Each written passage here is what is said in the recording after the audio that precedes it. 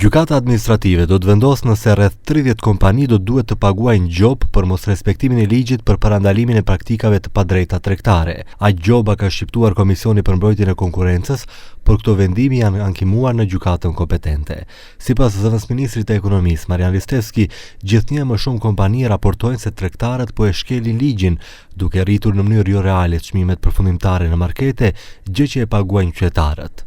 Во овој период имаме многу повеќе пријави од страна на добавувачите, кои што многу повеќе се охрабрени отколку на почетокот, од кога почнува и стартуваше законот за нефер трговски практики, така да очекувам дека во иднина ќе имаме уште повеќе храбри вакви добавувачи кои што навистина се уценети од страна на некои од трговците. Nëse gjobat konfirmohen nga gjykata administrative, shuma maksimale që kompani do të paguajnë është 20.000 euro në kundërvlerë denari.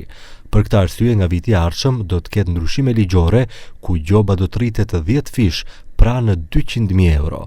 Po ashtu, pritet edhe vendimi i Komisionit të Antimonopolit për 4 kompanit që bën kartel përmes lidhjes odave ekonomike.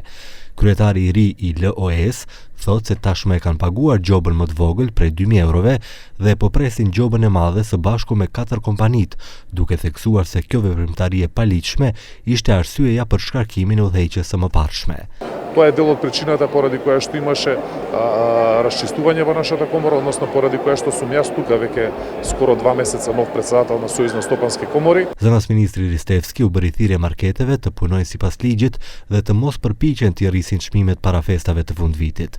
Nuk do të ketë masa të reja për kufizimin e marzhave apo çmimeve, por Inspektorati i Tregut do të vazhdoj kontrollet. Ова година има направено рекордни околу над 20.000 инспекцијски надзори во сите субјекти на целата територија. Nga gjobat, Inspektorati i Tregut ka arkëtuar 2.5 milion euro si për mos respektimin e ligjeve në kompetencat e tij, po ashtu edhe për sjellje jo lojale të disa tregtarëve dhe marketeve që kanë rritur çmimet sipas dëshirës së tyre dhe jo sipas ligjeve.